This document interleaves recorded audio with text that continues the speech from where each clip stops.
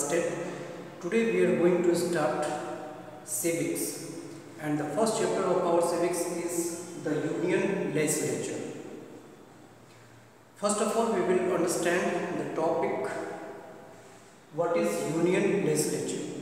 Yes, we all know that there are three organs of the government: legislature, executive and judiciary. And we all know that legislature makes the laws. Okay, so the legislature, it means we are going to learn about the body that makes laws. But the term is the Union Legislature. It means that we all know in our country there are actually three levels of government. The national government, that is called union government or national government. Then the state government, and then the local self-government. Yes. So at national level there is union government, central government. So we can say that Union Legislature is the final authority which makes laws for the entire country. Yes, in the same way, that is the second level of government, the state legislatures, that is called Legislative Assembly, makes laws for the respective states. Yes, so in this way we can just understand the term the Union Legislature that makes laws for the entire country. Yes, now we are going to discuss the topics today, and they are the Parliament, the definition. Then we will discuss why do we need Parliament, and then we will discuss the federal system. Yes, so at the national level we have just discussed that the Parliament is the body which makes law for the entire country. So we can say here that the Union Legislature is Parliament. Okay, the state legislature is Legislative Assembly and Legislative Council. Okay, so Union Legislature, that is Parliament, we have just understood. So what is Parliament? Parliament in all democracies, an assembly of elected representatives that exercises the supreme political authority on the behalf of the people. Okay, and in our country the National Assembly of elected representatives which makes laws for the entire country on the behalf of people, that is called Parliament. Yes, so we have just understood the definition of Parliament, that is it is a National Assembly of elected representatives on the behalf of people. It makes laws. Okay, so this is called Parliament. Parliament consists of three, that is the President, then Lok Sabha and Rajya Sabha. Yes, so President, Lok Sabha and Rajya Sabha, all these three actually makes in our country the Parliament. Okay, in our country we have adopted parliamentary form of government. So what is parliamentary form of government? Let's begin the discussion. Actually, the parliamentary form of government we have adopted by the Britishers. Okay, so it is the British model, we can say, that we have adopted in our constitution. Yes, in which Parliament actually exercise the power, and in Parliament just we have discussed that President, Lok Sabha and Rajya Sabha. So in parliamentary form of government, the President is actually the nominal head. The President is actually the constitutional head of the state, and the real power is exercised by the head of the government, that is Prime Minister. Okay. Once again I am repeating that in parliamentary form of government, the President is only the nominal head. He is actually the head of the state. Okay. But the head of the government is the Prime Minister. Okay. And Prime Minister is the leader of the Lok Sabha. So this is the meaning of parliamentary form of government. But in some countries like USA, there is presidential form of government. Presidential form of government, it means that the head of the state and the head of the government both are the same person, that is the President. Yes? So this is called presidential form of government. But in our country, we have seen the President is just the nominal head and he is the head of the state, but the Prime Minister is the head of the country. Prime Minister is the head of the government. He exercises the power, yes, actual power. So this is the difference between these two. So we have just discussed what is the meaning of parliamentary form of government, and from the Britishers we have adopted this model. We have also discussed the definition of the parliament. Okay. Now we are going to discuss that why do we need a parliament?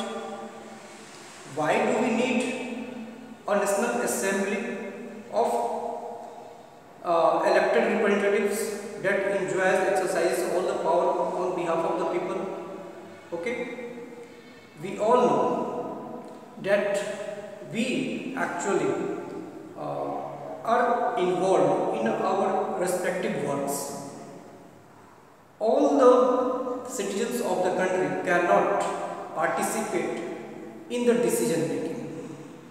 Yes, because the country is very vast and it is impossible for every people to gather at one place and to take decision and to run the government, to make policies. Yes, so that's why we need a parliament in which we have just discussed the elected members are there and who actually runs the government on the behalf of the people.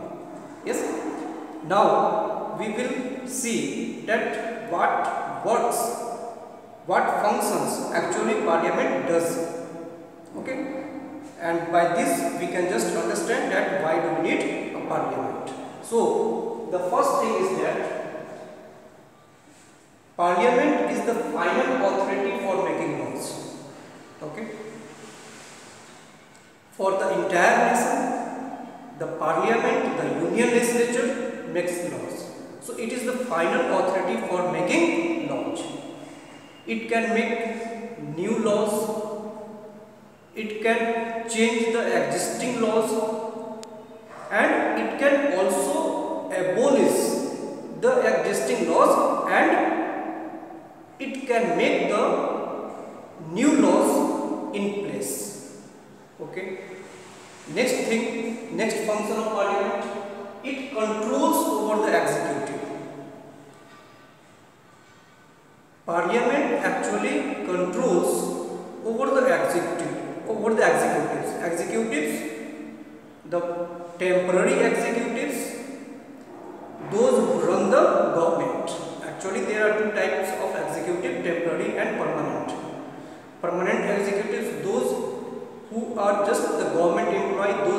implement the policies made by the executives. Okay, so they work till the age of 60 or 65 when they get retired. So that's why they are called permanent.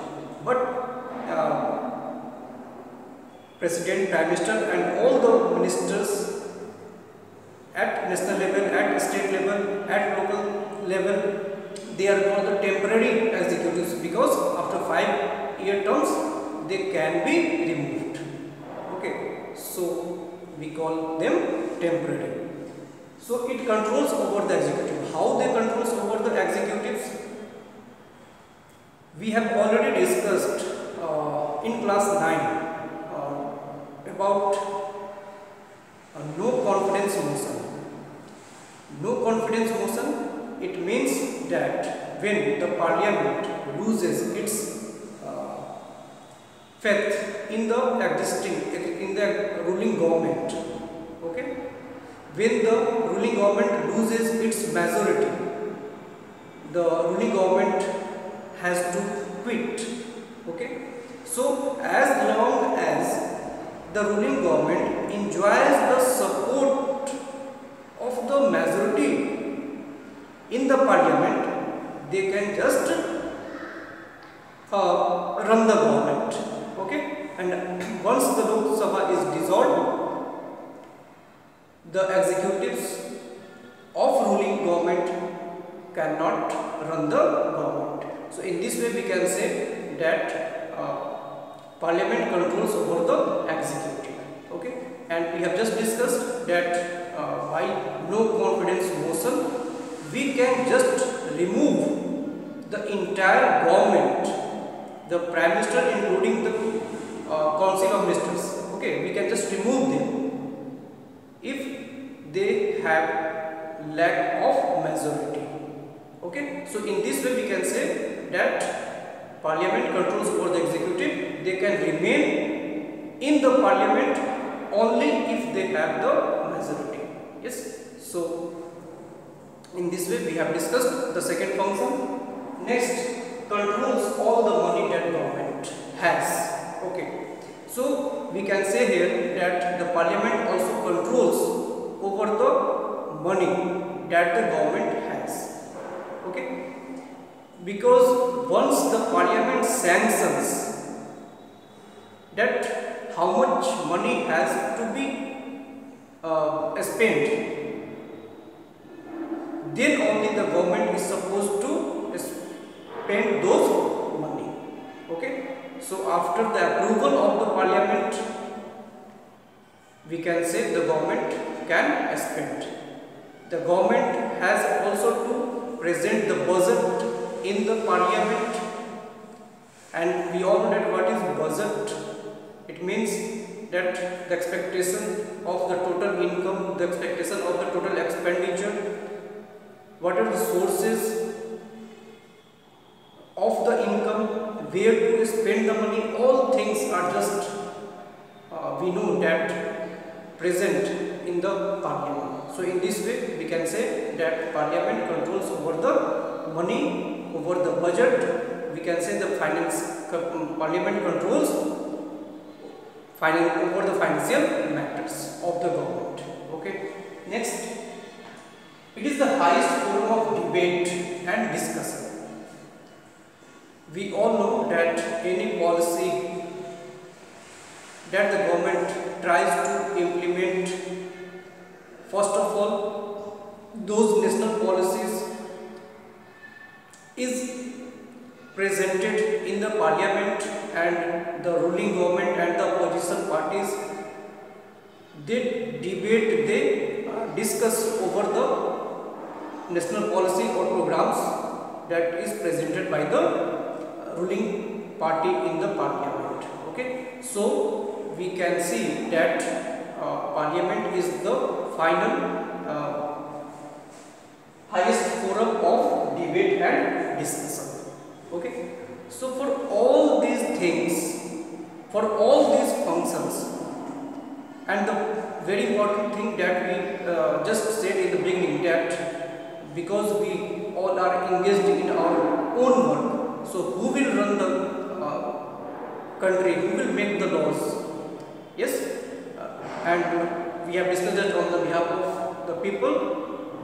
We elect representatives, and hence an assembly, a national an assembly at the national level is formed, that is called parliament. So to perform all these functions we need a parliament.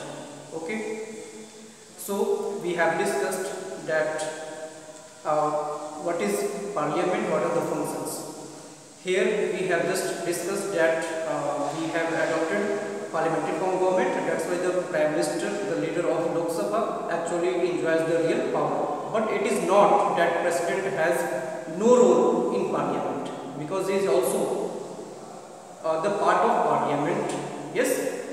So what is the role of the President? We all know that all the bills become laws only after taking the assent of the President. Yes. So after taking the approval of the President, any bill that is presented in the Parliament by the ruling party, and when it is passed, okay, from majority, from both the houses of the Parliament, okay, it has to be sent to the President for taking his approval. And when the President gives his approval, then only the bill becomes the laws. So this is the role of President in Parliament. Okay, and we all know that our Parliament is bicameral. It means that there is Lok Sabha, that is called lower house, and the Rajya Sabha, that is called the upper house. Yes, Lok Sabha is also called temporary house, and because it can be dissolved, and Rajya Sabha can never be dissolved, that's why it is called permanent house. Okay, and upper house also. Yes, there are actually 790 members at present in the Parliament. 545 members represent from Lok Sabha, and 245 members represent from Rajya Sabha at present. The maximum strength can be in Lok Sabha 552 and 252 in Rajya Sabha, but at present 545 and 245. So 790 members we have, elected members we have in our Parliament. Okay, and our Parliament is the we can say the world's largest democracy.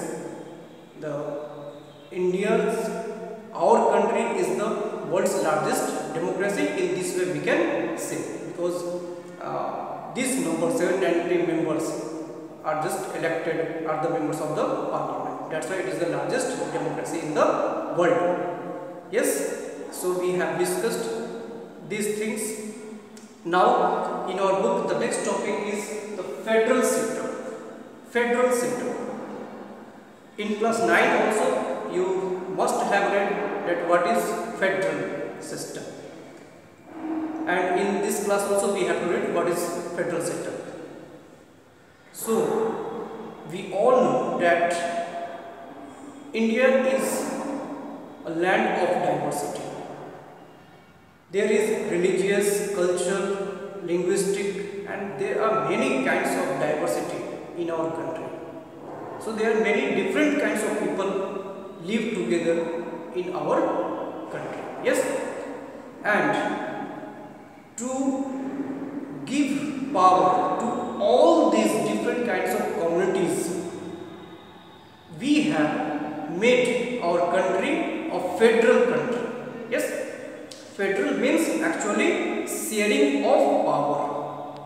Okay, so just think that if we do not share our power among the different communities who are the part of our country, then there will be the feeling of alienation.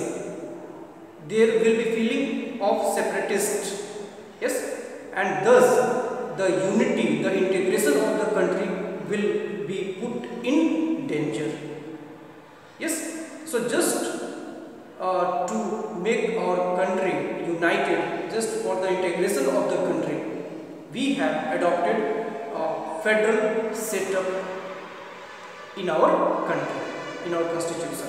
Okay, so we have just understood that federal means sharing of power, and why power sharing is desirable, we have just understood.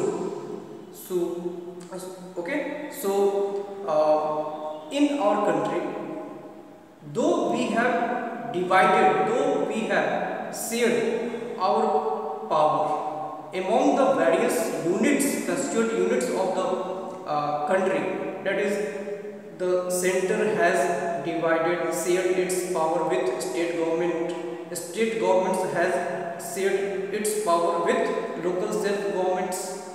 Okay, but we all know, though we are federal in nature but unitary in spirit. Okay, in class 9 you also have read about the quasi-federal. The feature of our constitution is that it is quasi-federal. It means the same, that though we are federal but unitary in spirit. It means though we have shared the power to the state government, to the local self government, but still the central government exercises the most power. Center is more stronger than the other forms of government. Okay, how? Because we have perhaps discussed in the class 9 that there are three folds of power of distribution: central list, state list, and concurrent list. Okay, in central list there are more and important subjects. Okay, there are 99 subjects, and the important subjects like defense, education, foreign department, railway, health, all these important subjects are given to the central government, and only the central government can make laws on these subjects, on these important subjects. Okay, in the state list we have 66 subjects, and all the state governments are supposed to make law on this. Okay, and the third one is concurrent list, in which there are 47 subjects, and we all know that if the central government and the state governments both can make laws on concurrent list, on the subjects of concurrent list, but if the dispute arises, between central and state government, at that very moment the central government has the final say. What the central government will say, the state government has to accept it. So in this way we can say that central government enjoys more power. And apart from this, we all know there are residuary subjects upon which only the central government is supposed to make laws. Residuary subjects like software technology, those subjects which were not included in the constitution at the time of making of the constitution. Okay, some of the subjects came later on, like technology and software. So these subjects are also just handled by the central government. So in this way we have just concluded that the central government has more power than the other alternative forms of government. So we can say, though we have shared the power, but we are unitary in spirit. And it is very important question. Please mark this, that the federal, we have adopted federal setup, but we are still unitary in spirit. How we have discussed, what is federal system we have discussed. Okay, the important feature of federal system is that if in any country at least there is 2 levels of government, then the country is called a federal country. Yes, and the powers of each levels of government, suppose the central government and state government, is clearly written in the constitution so that no one can interfere into each other matters. Okay, so this is the federal setup. All the provisions, all the powers and functions of the central government, of the state government have been clearly written in the constitution. Okay, so that no one can just interfere, and in this way we can say that our country is a federal country because we have we have 3 levels of government, and it just requires at least 2 levels of government, and we have 3 levels of government. Our Indian constitution we have, which has just divided the power and function of each governments. Okay, so thus we can say we are federal in nature, but we are unitary in spirit. So thank you for today. In the next video we will discuss the rest topic. Goodbye.